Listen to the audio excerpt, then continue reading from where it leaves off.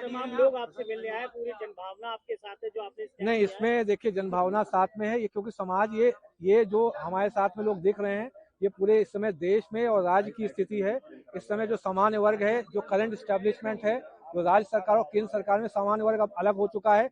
इस समय जो सरकार है वो अल्पमत में है। अगर देखा जाए इस समय चुनाव करा लिए जाएं तो इस समय सरकार जो है वापस सत्ता में नहीं आ पाएगी, चाहे वो केंद्र में हो चाहे राज्य में हो। और इसी व्यवस्था के दृष्टिगत आप देखेंगे हिंदू समाज को डिवाइड एंड रूल करके जो ये यूजीसी जो 2026 का रेगुलेशन है, जो 13 मार्च का गजट जारी किया गया है, ये उसी मानसिकता के तहत जारी किया गया है।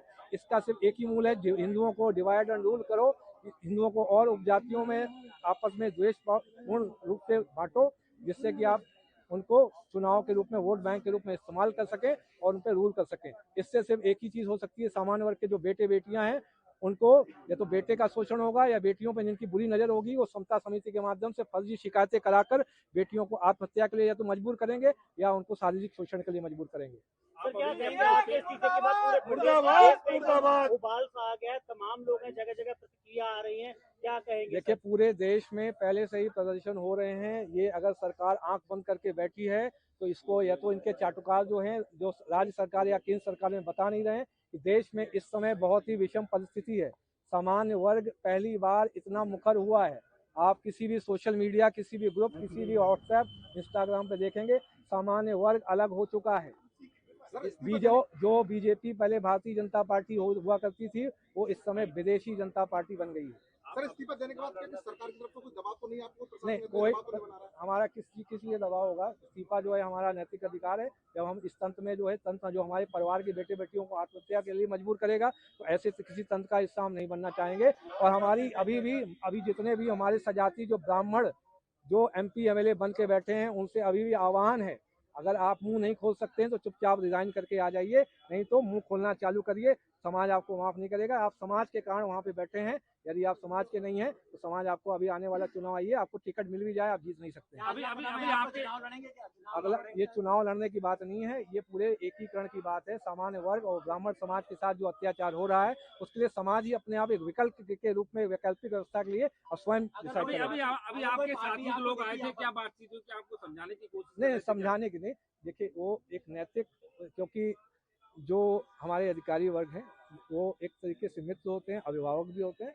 उनको ऐसा लगता है कहीं ऐसा किसी स्ट्रेस में या कैसे कोई डिसीजन तो नहीं लिया गया है। मैंने उनको वही समझाया कि पूरे बुद्धि विवेक के तहत और जो जिस तरीके की पूरी राज्य सरकार और केंद्र सरकार की जो नीतियाँ चल रही हैं, राज्य सरकार की तो साफ साफ ब्राह्मण विरोधी नीतियाँ चल रही हैं।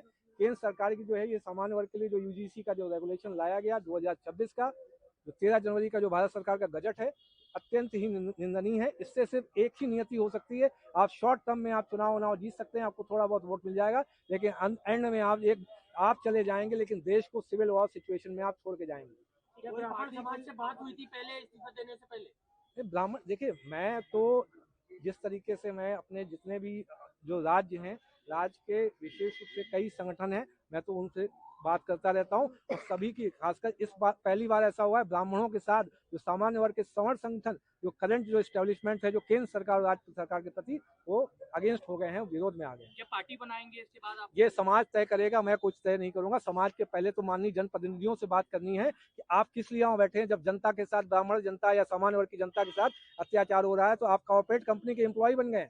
जब तक कॉर्पोरेट कंपनी का हाई कमांड नहीं बोलेगा कि तुम्हें राइट वाला हैंड हिलाना है कि लेफ्ट वाला हैंड हिलाना है, तब आप काम करेंगे। आप तो लगता है जब आपके बहू बेटियों को जो इज्जत लुटती रहेगी तब भी आपसे मुंह नहीं खुलेगा, क्योंकि आपसे जो कॉर्पोरेट कंपनी का जो एम्प्लॉय है, जो CEO है, उसने आपसे बात नहीं करी।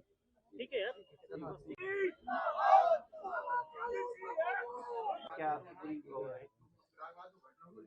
जो आप देख रहे होंगे पिछले कई अरसे से जो उत्तर प्रदेश सरकार में ब्राह्मण विरोधी अभियान चल रहा है, ब्राह्मणों को चुन चुनकर उन पे अत्याचार किए जा रहे हैं।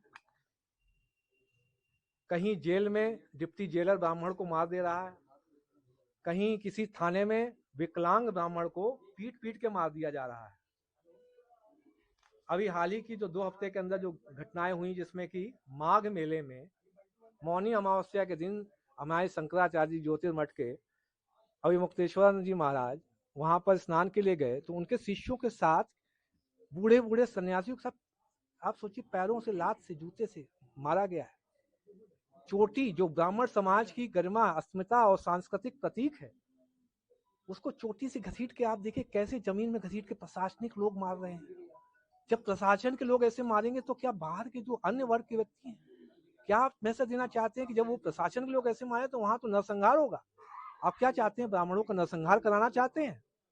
दूसरा विषय, जो अभी जो केंद्र सरकार का जो रेगुलेशन आया है 2026 13 जनवरी को जो भारत सरकार का गजट रिलीज हुआ है, उसमें आपने सामान्य वर्ग के अभ्यर्थी जो यूनिवर्सिटी में पढ़ रहे हैं उसको स्वघोषित अपराधी मान लिया। मतलब आपका बेटा या बेटी वहां पढ़ रहे होंगे, उन पे कोई भी फर्जी शिकायत लगा देगा ये हमसे भेदभाव कर रहा है, और समता समिति उसका शोषण करेगी। बेटा होगा, मान लिया आपका अच्छा पढ़ाई कर रहा है, उस पर एक फर्जी आरोप लगा के शोषण चालू हो जाएगा। बेटी होगी, एक फर्जी आरोप लगाया जाएगा, समता समिति खुद ही उनका शारीरिक शोषण करेगी। आपके बेटे और बेटी आत्महत्या के लिए मजबूर होंगे। सबसे बड़ी दुर्दशा का कारण यह है कि हमारे समाज के जो हमारे ब्राह्मण समाज के जो MP MLA हैं वो बिल्कुल मूक दर्शक बनकर बैठ गए हैं। उनके मुंह से कुछ निकल ही नहीं रहा है।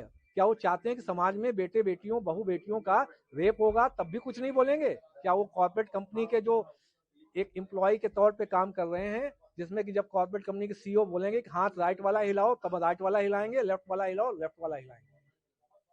क्या आह्वान करेंगे? मेरा अभी भी आह्वान है, जितने भी ब्राह्मण समाज के जनप्रतिनिधि आप कहीं भी हो, किसी भी बूथ अध्यक्ष से लेके आप किसी भी, अगर आप कहीं भी आप ब्राह्मण समाज के नाम पे हैं, किसी भी स्तर पर MP MLA, किसी भी बूथ अध्यक्ष, मंडल अध्यक्ष, तुरंत आप इस्तीफा देना प्रारंभ कर दें और समाज के साथ खड़े हों।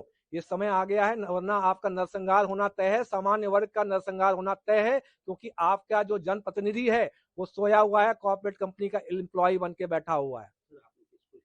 मैंने माननीय राज्यपाल महोदय, जो मैं एक विधानसभा का ERO भी हूँ, 124 विधानसभा बरेली का, उनको मैंने CO साहब हैं UP उत्तर प्रदेश CO जो हमारा जो भारत निर्वाचन आयोग है, एवं जिलाधिकारी महोदय को ईमेल के माध्यम से इस्तीफा दिया। Thank you. बरेली